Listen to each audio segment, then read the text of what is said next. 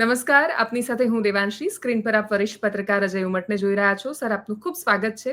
અને ધન્યવાદ. સવાર પડતાની સાથે જ પેલો એક શેર છે ને કે દરરોજ બોમ્બની માફક પડે સવાર ને રોજ એ જ કચ્ચરઘાણ ઘટના નીકળે. તો એ જ રીતે ડોનાલ્ડ ટ્રમ્પે જે રીતે સવાર પાડી ભારતમાં અને બધાને ખબર પડી કે અમેરિકા માટે જે કહેવાતું હતું કે ઇઝરાયલનો ઉપયોગ કરી રહ્યું છે, બાકી એનો ઉદ્દેશ્ય છે ઈરાનમાં તખ્તાપલટ કરવાનો અથવા સીધી રીતે યુદ્ધમાં જવાનો. અમેરિકા પાસે સીધું શું કારણસર આ રીતે યુદ્ધમાં પ્રવેશવાનો, એ જો ઇઝરાયલનો ઉપયોગ નથી કરતો તો? અમેરિકા છે ને પોતાના લક્ષ્યાંકો પાર પાડવા માટે દુનિયાની કોઈ પણ સત્તા જે છે અથવા કોઈ પણ રાષ્ટ્ર છે એનો ઉપયોગ કરી શકે. તમે જુઓ કે જનરલ મુનીર જે છે એને ફિલ્ડ માર્શલનું પ્રમોશન પ્રેશર આપીને કરાવડાયો, બરાબર છે, અને પછી એને ત્યાં ભોજન માટે બોલાવ્યો. હવે દેવાંશી, તમે સમજી શકો છો કે કોઈ પણ રાષ્ટ્ર જે છે એના વડાને બોલાવે, વડાપ્રધાનને બોલાવવા જોઈએ કે રાષ્ટ્રપતિને બોલાવવા જોઈએ, એની કરતા તમે એક આર્મીના ચીફને બોલાવો છો. એનો અર્થ શું કે તમારો ઉદ્દેશ્ય બહુ નક્કી છે કે તમે શું કરવા માંગો છો. અને કોઈ પણ યુદ્ધ શરૂ થાય એ પહેલા એના ઓબ્જેક્ટિવ્સ ડિસાઇડ થતા હોય છે. દાખલા તરીકે ભારતે ઓપરેશન સિંદૂર શરૂ કર્યું, તો ઓપરેશન સિંદૂર પાર પાડ્યા બાદ અને એ પહેલા ભારતે પોતાના લક્ષ્યાંકો છે, પોતાના ઓબ્જેક્ટિવ્સ છે ક્લિયર કર્યા હતા. અને તમને જો યાદ હોય તો એ રાત્રે 1:44 PIBની જે પ્રેસ નોટ આવી હતી એમાં ભારતે પ્રગટ રૂપે કહ્યું હતું કે ભાઈ, અમારો હેતુ જે છે એ પાકિસ્તાનમાં રહેલા ત્રાસવાદી અડ્ડાઓનો ખાત્મો બોલાવવાનો છે. અમે પાકિસ્તાની નાગરિકો, પાકિસ્તાની સરકાર કે પાકિસ્તાનના જેટલા પણ ઇકોનોમિક ઇન્ફ્રાસ્ટ્રક્ચર છે એના પર હુમલો કરવા માંગતા નહોતા અને અમે હવે શાંતિ જ ઈચ્છીએ છીએ. સિમિલરલી આજે ડોનાલ્ડ ટ્રમ્પે સવારે ભારતીય સમય અનુસાર સવારે 4 થી 4:30 વચ્ચે જે હુમલાઓ કર્યા, અને આ હુમલા જે છે એ દેવાંશી સામાન્ય હુમલા નથી. આ બંકર બસ્ટર બોમ્બ જે છે એનો ઉપયોગ કર્યો છે, જેને આર્મીની ભાષામાં હું કહું તો GBU-57 કેટેગરીનો બોમ્બ છે, જે જ્યોર્જ ડબલ્યુ બુશે 2003-2004માં જ્યારે નોર્થ કોરિયા, અફઘાનિસ્તાન અને ઈરાન એને લાગતું હતું કે તમને ખબર છે 9/11 બન્યું હતું, ત્યાર પછી આ બોમ્બ જે છે એ ડેવલપ કરવામાં આવ્યો હતો. એટલે આ બહુ ખતરનાક બોમ્બ જે અમેરિકાના ભાષામાં કહી શકાય સૌથી ખતરનાક બોમ્બ જે છે 20 ફૂટ તો લાંબો છે અને એનું વજન જે છે 30,000 પાઉન્ડ વજન છે. એટલે કે સામાન્ય બોમ્બ નથી. અને એક નહીં, 2 બોમ્બ એને જે છે એ ફોર્ડો પર નાખ્યા છે, કારણ કે ઈરાન એવો દાવો કરતું હતું કે આ 300 ફૂટ અંદર છે, પર્વતની અંદર, એટલે સહેલું નથી. એટલા માટે દુનિયાની કોઈ લશ્કરની તાકાત નથી કે આટલું ઊંડાણમાં જઈને હુમલો કરે. એટલે ઉપરથી એને આ 2 સતત બોમ્બ વરસાવ્યા છે. એટલે હુમલો તો ખતરનાક જ છે અને અમેરિકા તો ઉતારે તો કીડી પર કટક જ ઉતારે, એટલે આપણે પણ એ જાણીએ છીએ. હવે યુદ્ધ શરૂ કર્યું એ પહેલા ઇઝરાયલે પોતાનો ઓબ્જેક્ટિવ એ જાહેર કર્યો હતો, જેને અમેરિકાએ સમર્થન આપ્યું હતું કે ભાઈ, ઈરાન જે છે એ પરમાણુ બોમ્બ વિકસાવે છે અને એ જે પરમાણુ બોમ્બ વિકસાવે છે એ મધ્ય પૂર્વની શાંતિ માટે ઉચિત નથી. હવે દેવાંશી, હું તમે સમજીએ છીએ કે તેહરાનથી વોશિંગ્ટન વચ્ચેનું અંતર જે છે એ 11,000 કિલોમીટર દૂર છે અને તેહરાન પાસે એવી કોઈ ક્ષમતા નથી કે એવું કોઈ ફાઇટર પ્લેન નથી કે જેનાથી એ અમેરિકા સુધી જઈને હુમલો કરી શકે. ઈરાનની એ ઓકાત પણ નથી, આપણે પણ જાણીએ છીએ, કારણ કે ઈરાનની સુપ્રીમેસી છે એ બેલિસ્ટિક મિસાઇલમાં છે. એ હાઇપર સુપરસોનિક મિસાઇલ ડેવલપ કરી શકે છે. એની એર સુપિરિયોરિટી નથી. એર સુપિરિયોરિટી અમેરિકાની છે, ચીનની છે, રશિયાની છે. એટલે એમાં તો આવી જ ના શકે. અને બીજું કે ફાઇટર પ્લેન જે છે એ 1000 કિલોમીટરથી આગળ જઈ શકે નહીં. અને રિફ્યુલિંગ જોયું તો રિફ્યુલિંગ કોણ આપે અમેરિકા સામેના યુદ્ધમાં? એટલે ખબર હતી. પણ ઈરાન જે છે એને દબાવવાની આ વૃત્તિ હતી. અને તમે જુઓ કે ઈરાક પર જ્યારે અમેરિકાએ હુમલો કર્યો ત્યારે કહ્યું કે ઈરાક પર વેપન ઓફ માસ ડિસ્ટ્રક્શન છે. ક્યાં મળ્યા વેપન ઓફ માસ ડિસ્ટ્રક્શન? રાસાયણિક બોમ્બની વાત ને કરી, આજ દિન સુધી મળ્યું નથી. બિચારા સદ્દામ હુસેનને ફાંસીએ દઈ દીધો. અને એ જ રીતે હવે ઈરાન માટે ઇઝરાયલ શું શબ્દો વાપરે છે કે અલી ખામેનાઈની હાલત જે છે એ અમે સદ્દામ હુસેન જેવી કરીશું. તો તમે વિચારો કે ઈરાકમાં એ લોકોએ સત્તા પલટો કરીને શું હાંસલ કર્યું? તો અમેરિકન કંપનીઓ જે છે એને ત્યાં ઈરાનના મોટા ઈરાક જે છે એમાં એક્સકેવેશન, જેને આપણે કહીએ ખનિજ તેલ, જે સારકામ જે છે એના મોટા મોટા કોન્ટ્રાક્ટ હાંસલ કરી લીધા. એટલે ડોનાલ્ડ ટ્રમ્પ જે છે ને, એમની પહેલી અમેરિકી રાષ્ટ્રપ્રમુખ તરીકેની સ્પીચ તમે જુઓ ને દેવાંશી, તો એ બોલે તો કે ડ્રીલ. એનો અર્થ એ કે પેટ્રોલ વધારે કાઢવા માંગે છે. અને પેટ્રોલ એટલા માટે કાઢવા માંગે છે કારણ કે એ પોતાની ઓટોમોબાઈલ ઇન્ડસ્ટ્રીઝ જે છે એને ખબર છે કે ચીનની સામે ઈવી વેહિકલ્સ જે છે એમાં એ નહીં જીતી શકે. અને અમેરિકાના કોઈ પણ રાષ્ટ્રપ્રમુખ જ્યારે સત્તા પર આવે છે ને, તો એને ઓટોમોબાઈલ લોબી છે, વેપન લોબી છે, ટોબેકો લોબી છે, ફાર્માસ્યુટિકલ લોબી છે, આ બધી લોબીઝના બહુ સપોર્ટ હોય છે. એટલે ઓટોમોબાઈલ લોબી જે છે એટલી પાવરફુલ છે કે તમે જુઓ કે એના કારણે એને ટેસ્લાના શ્રીમાન એલોન મસ્કને પણ નારાજ કરતા એને પાછી પાની કરી નહીં. એટલા માટે એને કહ્યું કે alone Musk is a good friend, પણ હવે એલોન માટે એ પોતાની પોલિસી બદલવા તૈયાર નહોતો, કારણ કે એલોન મસ્કની જે ટેસ્લા જે છે એ ઈવી વેહિકલ છે. એના માટે જે ચિપ્સ કે માઇક્રોચિપ્સ જોઈએ એ રેર અર્થ મેટલ એ તમારે ચીન પાસેથી લાવવું પડે કે યુક્રેનનો કબજો કરવો પડે. હવે યુક્રેનનો કબજો તો એટલો ઈઝી દેખાતો નથી. એ જે બિલ આપવા માંગતા હતા એ યુક્રેનથી મળી નહીં. એટલે આ બધી છે ને, આ માનવ અમે કે શાંતિ ઈચ્છે છે, આ બધી છે ને ઉપલક વાતો છે. એનો હેતુ જે છે એ તમને હું સમજી શકીએ છીએ, અથવા કોઈ પણ જાણીતા અર્થશાસ્ત્રી કે યુદ્ધના તજજ્ઞો છે સમજી શકે છે કે અમેરિકાનો તો શું છે કે એનો ઈરાદો બહુ જ સ્પષ્ટ છે. અને Donald Trump is a businessman. અમેરિકામાં અત્યારે જે આર્થિક મંદી આવી ગઈ છે, ફુગાવો વધી ગયો છે, અને ત્યાંની જે સેન્ટ્રલ બેંકનો જે ગવર્નર જે છે એ ડોનાલ્ડ ટ્રમ્પની વાતમાં આવતો નથી. એટલે એ વ્યાજ દર ઘટાડવાની વાત કરે છે, ઘટાડતો નથી. એટલે આ પ્રકારનું શું છે, it is diverting media attention as well as finding out some solution કે જ્યાંથી અમેરિકાને આર્થિક ફાયદો થાય. એક્ઝેક્ટલી. આમાં જેમ કે સદ્દામ હુસેન કે ખામેની, એને હું બિચારા નથી માનતી, પણ હકીકત એ છે કે જો એ આતંકવાદ અથવા એનું એ કરવા વાળા છે તો એ બધાનું બાપ અમેરિકા અને આખું પશ્ચિમ છે, આખી દુનિયા હવે સમજી ગઈ છે. કેમ કે જે ડોનાલ્ડ ટ્રમ્પ એવું કહેતા હોય દિવાંશી, હું બિચારા એમ કહું એટલા માટે કહું છું કે તમે આને જો તમે આતંકવાદી છે તો તમે સાચો શબ્દ વાપરો કે તો આતંકવાદના બાપ અમેરિકા છે. બરાબર છે કે નહીં? એક્ઝેક્ટલી. અને સર, ડોનાલ્ડ ટ્રમ્પ એક દિવસ પહેલા એવું કહે છે કે મને નોબેલ પીસ પ્રાઇઝ તમે નથી આપતા, તમે તો ખાલી લિબરલ્સને આપો છો, મેં આટલા યુદ્ધો રોકાવ્યા. અને પછી ફરી પાછા બોલે કે ભારત અને પાકિસ્તાનનું યુદ્ધ મેં રોકાવ્યું. એના 12 કલાક પહેલા દિવાંશી તમને ખબર હોય તો એને એવું કીધું કે ના, ભારત અને પાકિસ્તાનના નેતાઓ બહુ જ બુદ્ધિશાળી છે અને એમના ડાપણને કારણે પહેલી વખત એને સુધાર્યું હતું સ્ટેટમેન્ટ, અને 12 કલાકમાં ફરી ગયો. એથી પણ આગળ તમે જુઓ કે એને એવું કીધું હતું કે હું ઈચ્છું છું કે ઈરાન જે છે એને 14 દિવસની મહેતલ આપો. એને 14 દિવસની મહેતલ આપ્યા બાદ અમેરિકી રાષ્ટ્રપ્રમુખ 12 કલાકમાં સીધો હુમલો જ કરી નાખે છે. હવે સામાન્ય રીતે છે ને આ બધું યુદ્ધના નિયમોથી વિપરીત છે આખી વાત, કે તમે એક બાજુ મંત્રણા કરતા હોવ અને તમે મંત્રણા કરતા કરતા સમય આપો, અને સમય આપવાને બદલે એટલી અવધિમાં તમે હુમલો કરી નાખો. G7 ની મીટિંગમાં ડોનાલ્ડ ટ્રમ્પ ગયા અને પછી મીટિંગમાંથી એકાએક બહાર નીકળી ગયા, અને બહાર નીકળીને એવું કીધું કે I am going to do something big. હવે બિગ એનો અર્થ કે આ જ બિગ હતું ને કે તમે એના પર હુમલો કર્યો. એક્ઝેક્ટલી. મીડિયા હા, જોવાનું એ રહેશે કે રશિયા કઈ રીતે રિએક્ટ કરે છે, ચીન કઈ રીતના રિએક્ટ કરે છે, કુવેત કઈ રીતના રિએક્ટ કરે છે, કતાર કઈ રીતના રિએક્ટ કરે છે, સાઉદી અરેબિયા, યુનાઇટેડ અરબ અમીરાત એ કઈ રીતના રિએક્ટ કરે છે. કારણ કે ખામેનીએ તો કહી દીધું, એને શુક્રવારની નમાઝ પછી મોડી રાત્રે, એટલે કે શનિવારના છાપાઓમાં આપણે વાંચ્યું, એને પોતાના 3 ઉત્તરાધિકારીઓ નિમી દીધા છે. એટલે એને એવું કીધું, હું રહું કે ન રહું, તેહરાન રહે કે ન રહે, ઈરાન રહે કે ના રહે, પણ ઇસ્લામ જે છે એ બચવું જોઈએ. એટલે એ મેં હે એ થિયરી પર આવી ગયો છે.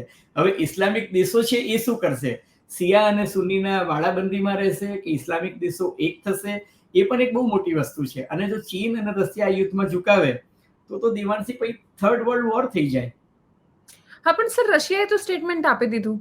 એમણે તો કહી દીધું કે ઈરાનને હક છે એ પોતાના સંરક્ષણ માટે પોતાના દેશની અંદર કંઈ પણ કરે એનો. એટલે એ અમેરિકાની યુદ્ધમાં ઘૂસવાની નીતિ સાથે રશિયા સહમત નથી. બીજું કે ડોનાલ્ડ ટ્રમ્પ ગમે તેટલી મોટી કે મહાન વાતો કરે, એને ઓબ્સેશન છે પુતિન શું કહે છે એનું. કેમ કે એ પોતાની સ્પીચમાં પણ વારંવાર કે પુતિને મારા વખાણ કર્યા, પુતિને મને આટલી લાંબી બર્થડે વિશ કરી, પુતિન મને, એટલે પુતિનથી સખત ઓબ્સેસ માણસ છે.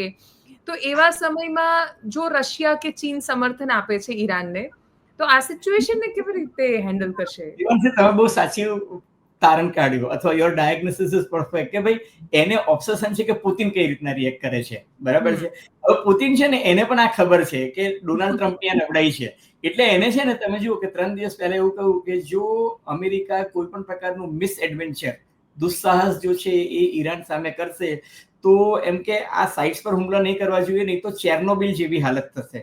હવે ચેર્નોબિલ જે છે એમાં આપણને બધાને ખબર છે કે રેડિયેશન નીકળ્યું હતું, અને રેડિયેશન લીકેજ જે થયું એનાથી પછી બ્લાસ્ટ થયો, અને બ્લાસ્ટ થયો એના કારણે એની અસર જે છે એ માત્ર એ જમાનામાં યુએસએસઆર હતું, united state of Soviet Russia. Coincidentally એ ચેર્નોબિલ આજની તારીખે યુક્રેનમાં આવેલું છે. બરાબર છે. એ જગ્યાએ જે છે એની અસર જે છે એ આસપાસના યુરોપના દેશો પર પણ પડી હતી. બેલારુસમાં પણ પડી હતી અને હમ રશિયામાં પણ પડી હતી. એટલે હવે જો આ લીકેજ થયું, જો કે ઈરાને આજે સ્પષ્ટતા કરી છે કે અમે તો પરમાણુય શક્તિનો ઉપયોગ શાંતિ માટે કરતા હતા અને બોમ્બ બનાવ્યો જ નથી, કોઈ લીકેજ થયું જ નથી. અને આ હમ જે કંઈ હુમલો થયો છે એની અસર જે છે સુપરફિશિયલ, એટલે કે ઉપલક થઈ છે. હવે એ હમ સાચું હોય એવું જ આપણે માનીએ. પણ ઈરાને તમે જુઓ કે વળતો હુમલો ચાલુ કરી નાખ્યો છે. હમ ઇઝરાયેલના ડીમોના શહેર જે છે એના પર ઇઝરાયેલે પોતાની હાઇપરસોનિક જે બેલિસ્ટિક મિસાઇલ છે, સોલિડ અને લિક્વિડ, એ બંને નાખી છે અને એને માત્ર ડીમોના શહેર પર